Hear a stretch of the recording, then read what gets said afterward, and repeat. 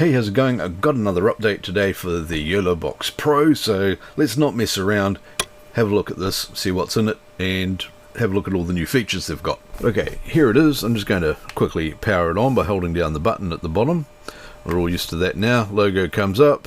It actually takes a bit longer than this to boot. I'm just trimming the video a little bit so you don't have to wait for it.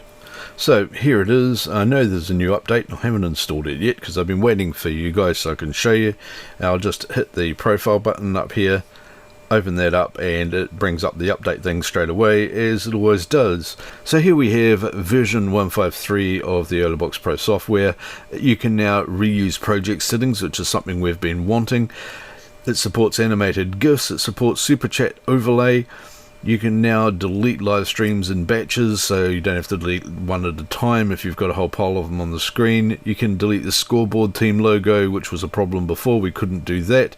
You can now manually enter a desired bitrate, with the new minimum bitrate being 1 megabit per second.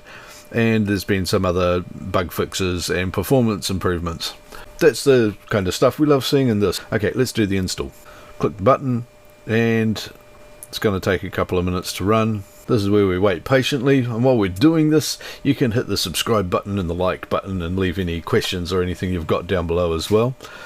Okay, here we go. It's done already. I'm going to click the plus here and create a new live stream. I'm just going to call it test 1. There we go. Test 1. Very easy. I've got to say the keyboard seems to be moving a lot smoother as well, so there's definitely some performance stuff happening in here. Okay, I'll hit create now, and that's going to create me a project sitting up here. I'm going to come into that project, and I'm going to add another video source off the SD card. I'm just going to choose this one here and hit done. There we go. So I've got another video source there. I'm going to now add a layer, so I'll just click there. I'm going to add an image overlay. I've got a title there. I'll use that. There we go.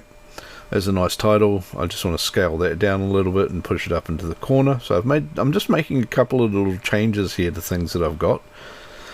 Okay, that's that there. Now what I'm going to do is just turn that on so you can see it in there. And now what I'm going to do is I'm going to back out of here, and I'm going to have a look on the home page, and I'm going to create another stream using the settings from this one. So go back. There I can see I've got my stream there. I'm going to click on that little epsilon at the top, and I can duplicate that, and I can call it test 2, and done, and create. And now I've got a second stream here. Now I've never done this before. This is me just doing the update and showing you how to do that real time. So quite easy to say that's an incredibly intuitive thing to do. I haven't even had to do multiple takes of this. This is the first time.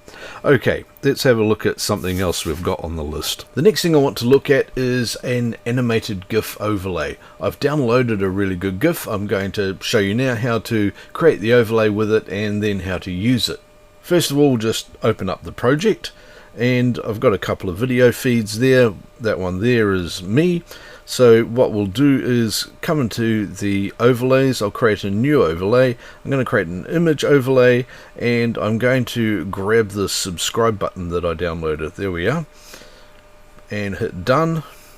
And there it is. So what I'm going to do is just scale that down a bit. And I'm going to move it so that it's down in one of the corners. I think down in this corner will be the best for it. So we'll hit done there. Now when I'm talking to the camera here, all I need to do is just tap on this, and there it is. It comes up, and I've got a subscribe button animating. When it's finished animating, I can just tap it again and it'll go away. So that's how you use an animated GIF overlay. You may have noticed that one also had a transparency layer, which is how it had the rounded corners and stuff on it.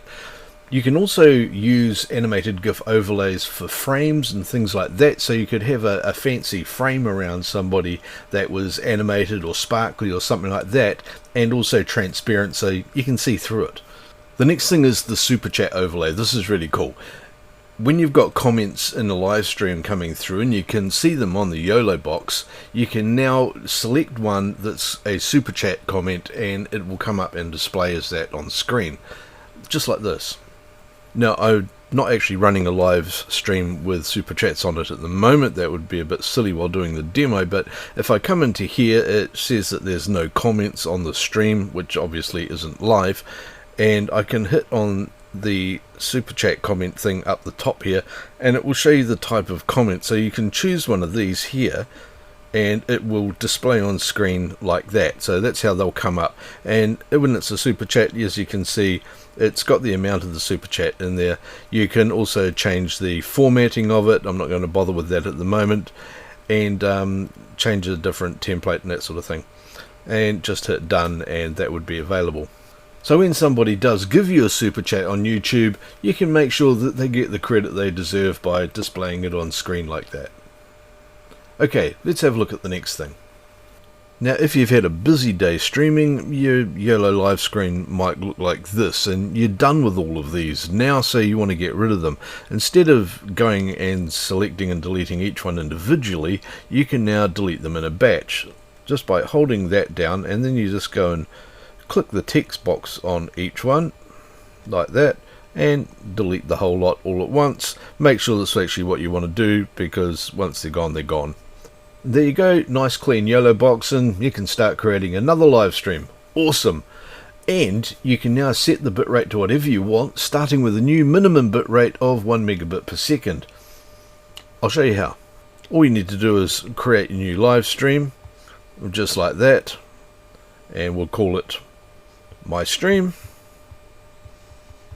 because I've got a really great imagination, and create that.